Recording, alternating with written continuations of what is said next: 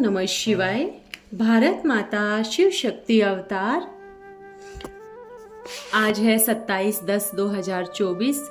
Revise date है 10/10/2019। बाबा ने तीसरा रथ क्यों लिया? बच्चों को सर्व हदों से परे बेहद में ले जाने वाले बेहद का पिता, भय से मुक्त करने वाले, सदा निर्भय और निर्वैर, सभी प्रश्नों से पार ले जाने वाले ज्ञान का सागर शिव बाबा अभी तीसरा रथ लेने की आवश्यकता का राज समझाते हुए बोले, एक बात बुद्धि में फिट करो, वो ज्ञान किसी काम का नहीं जो अपने बाप को पहचानने से इनकार करे। वो ज्ञान नहीं है, क्योंकि ज्ञान तो ये है, पहला ज्ञान कि मेरा बाबा किसी भी कोने में आए, कैसा भी शरीर धारण करे, पर मेरे अंदर इतना तो ज्ञान है कि मैं अपने सच्चे साथी को पहचान लूँगा। मेरे अंदर उसके लिए इतना प्यार है कि मैं अपने बाबा को दुनिया की कहीं भी किसी भी भीड़ में पहचान लूँगा।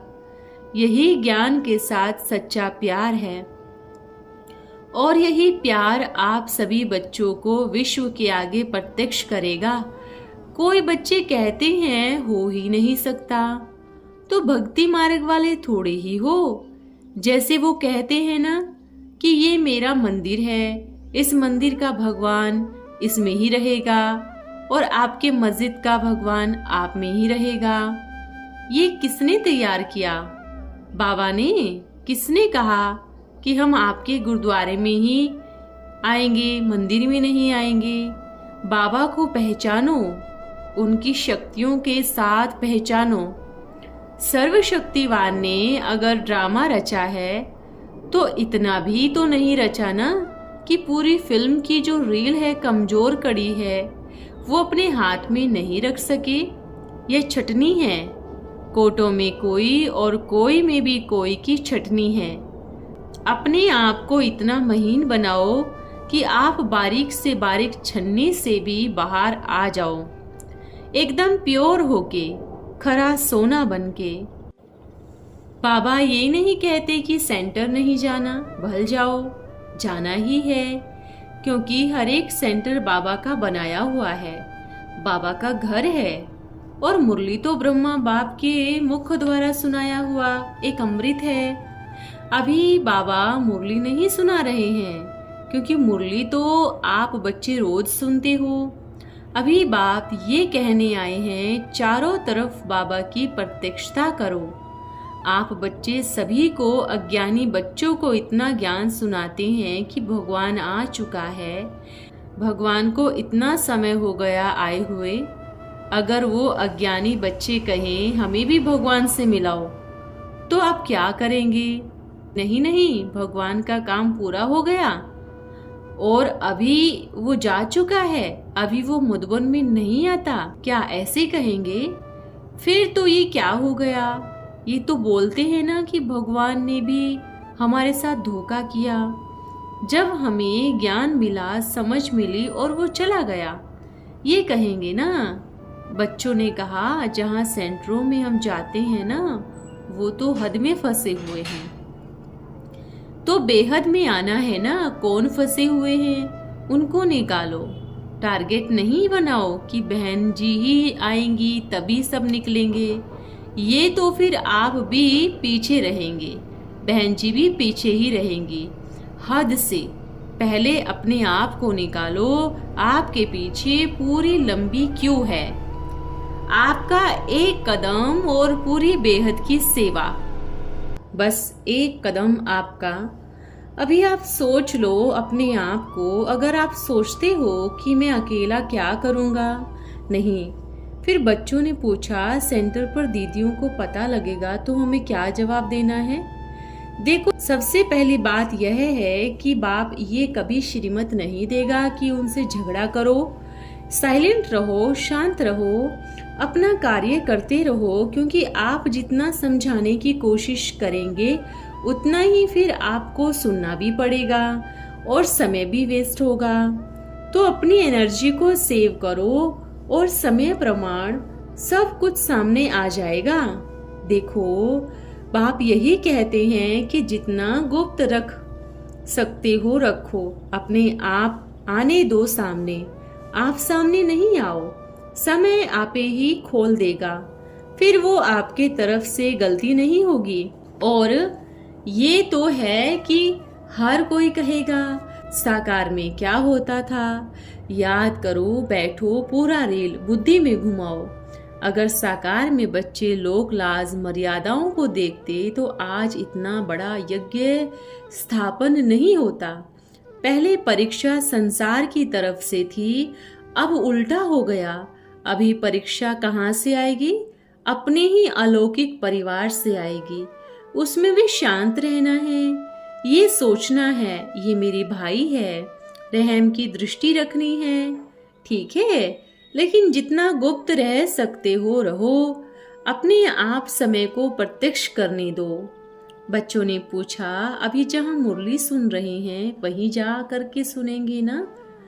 सुनेंगे ना, बाप का घर है, वहीं पे ही मुरली सुनो। परिवर्तन कुछ नहीं करना, जो है उसको चलने दो। परिवर्तन एक चीज का करना है, किसी भी एरिया में जाओ, एरिया को तोड़ो। मेरा तेरा एरिया में नहीं बनना है, तो अभी एरिया को तोड़े। अगर कोई कहते हैं कि यहाँ पर ही मुरली सुनो, तो प्यार से कहो, दीदी बाप तो बेहद का है ना, एक एरिया का बाप थोड़ी ही है। इसलिए बाबा ने किसी भी सेंटर को नहीं चुना। अगर बाप चाहते तो बड़े ते बड़े सेंटर पर बैठ सकते थे ना, क्यों नहीं चुना? क्योंकि अगर बाप बैठ गया तो फिर वो कहेंगे कि हमारे एरिया का बाबा है, परमिशन लेना पड़ेगा। अभी ये हमारे एरिया में आ गया, इसलिए बाप सभी से दूर है और सभी एरिया से दूर आके बैठे हैं। इस समय सभी बाप के हैं और बाप सबका है, एरिया का बाबा नहीं है। सभी एरिया के बच्चे बाप के हैं। बाप कहीं भी आ सकते हैं, कार्य करा सकते हैं, पर सर्वव्यापी नहीं हो सकते। लेकिन एक चीज विशेष अटेंशन, कभी बच्चे ये नहीं सोचना कि अभी तो बाप ने गुलजार दादी का तन लिया, फिर एक और बदल लिया, क्या बाप बदलता रहेगा? नहीं, ये अंतिम है। बाप क्या कहते हैं? त्रिवेणी है ना, त्रिकालदर्शी है, त्रिलोकीनाथ भी है, त्रिमूर्ति भी है, तो दो रथ कैसे लेंगे? एक ये जो अभी गुप्त है। बच्चों ने दूसरी पार्टियों के बारे में पूछा, वो भी बच्चे अपना अपना कार्य कर रहे हैं, उनको भी हम ये नहीं कहेंगे कि वो गलत है, वो भी सेवा ही कर रहे हैं ना, वो भी बाप का परिचय दे रहे हैं। जिन बच्चों को निष्कासित किया, छोटी छोटी गलतियों पे उन्होंने अपना पार्टी बना लिया, वो कहेंगे शंकर पार्टी है। लेकिन ज्ञान किसका देते हैं? बाप का देते हैं ना, अपना ज्ञान नहीं देते, ज्ञान आत्मा का देते हैं। बस इतनी शुभ भावना रखो, ज्ञान वो भी बाबा का दे रहे हैं, चाहे कैसे भी घुमा के देवे, पर ज्ञान तो बाप का ही दे रहे हैं ना, परिचय तो आत्मा को दे रहे हैं ना। इसलिए शुभ भावना रखो, ये सोचो वो भी प्रत्यक्ष बाप को कर रहे हैं। उन बच्चों के लिए भी ऐसी सोचो, ठीक है। ज्यादा ज्ञान उनसे नहीं उठाओ, सोचो कि आत्मा परमात्मा का ज्ञान दे रहे हैं। वो बच्चे भी तो नहीं कहते कि परमात्मा कण कण में है, सर्वव्यापी है, बाप का ग्लानि तो नहीं करते ना। अभी यही सोचो, विश्व एक परिवार है, मेरा ही एक परिवार है, अब इसमें आना है। मेरा एक सेंटर है नहीं, विश्व एक परिवार है। बाप तो कहीं भी आ सकते हैं ना। अब नहीं सोचो कि बाबा एक ही स्थान पर बैठेगा। आओ, सभी आओ, मिलो और जाओ। अगर बच्चे आएंगे तो बाप भी आएगा, बच्चे मिलेंगे तो बाबा भी मिलेगा। अपना तैयारी करो, बाप पहुंच जाएगा। अभी देखो, जिस स्थान पे बाबा बैठे हैं उसके लिए भक्ति मार्ग वालों ने क्या क्या कहते हैं। राम जब वनवास गए तो इसी एरिया को चुना था। ये कोई शास्त्रों की बातें नहीं हैं, ये अभी की ही बातें हैं। जिस स्थान के लिए कहते हैं कि वहां ऐसे है, डरते हैं, वही बच्चे बाबा के मददगार बनेंगे। जिससे सारी दुनिया डरती है, वही बच्चे बाप के भी बनेंगे और वही बच्चे फिर बाप को प्रत्यक्ष भी करेंगे। डरना नहीं है। अगर बाप की सेवा में समर्पण हुए हो, जीवन दिया है, एक एक श्वास दी है, तो जब बाप साथ है तो पहले डर खत्म करो, आगे बाप करेंगे और बाप ही सुनाएंगे। मधुबन में तो कब कब कहते थे ना कि चलो बाबा समय पूरा हो गया, अभी चलो याद प्यार दे दो। अभी याद प्यार तब तक नहीं मिलेगा जब तक बाप नहीं कहेगा ठीक है। अभी आप बच्चों का राज्य है, बाप साथ में है, बाबा आ गया, मिल गया, और क्या चाहिए? और कुछ चाहिए? बस एरिया को खत्म करना, और उतना ज्ञान काफी है जो अपने बाप को कैसे भी किसी भी रूप में पहचान सके। शरीर के साथ नहीं, बाप की खुशबू ही काफी है कि मेरे बाप की खुशबू कैसी है, जो चलते चलते भी एक ही झलक में मैं अपने बाबा को पहचान सकूं। ठीक है। अच्छा, टोली सब बच्चों के लिए, सभी बच्चे खुश रहना, क्योंकि बाप के साथ ऑल माइटी अथॉरिटी है। कोई भी कुछ भी कहे, कितना भी डिस्टर्ब करे, पर आप क्या करेंगे? मेरा बाबा, मीठा बाबा, प्यारा बाबा, वो डिस्टर्ब क्यों कर रहे हैं? क्योंकि वो बाप से मिले ही नहीं। अगर आप डिस्टर्ब होंगे तो ये आपकी मूर्खता कहेंगे, क्योंकि आप तो बाप से मिले हो ना, तो आप क्या करेंगे? डिस्टर्ब नहीं होंगे। अच्छा, फिर बाबा ने सबको बहुत ही पावरफुल दृष्टि दी और विदाई ले ली। अच्छा, ओम नमः शिवाय। आज का वरदान है उदाहरण स्वरूप भव। आप बच्चे स्वयं को विश्व के आगे उदाहरण मूर्त समझते हो।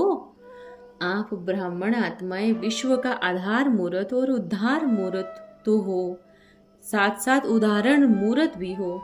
उदाहरण मूर्त कैसे बनेंगे? इसके लिए अधिकारी बनना पड़ेगा। अधिकारी का अर्थ ये है कि अधिकार सदैव याद रहे। अधिकारी कभी माया के अधीन नहीं होते। तो जितना अधिकारी बनेंगे उतना फिर उदारचित जरूर बनेंगे, और जितना जो उदारचित बनता है उतना फिर वह उदाहरण मूर्त भी स्वतः बनता है अनेकों के लिए। अच्छा, ओम नमः शिवाय।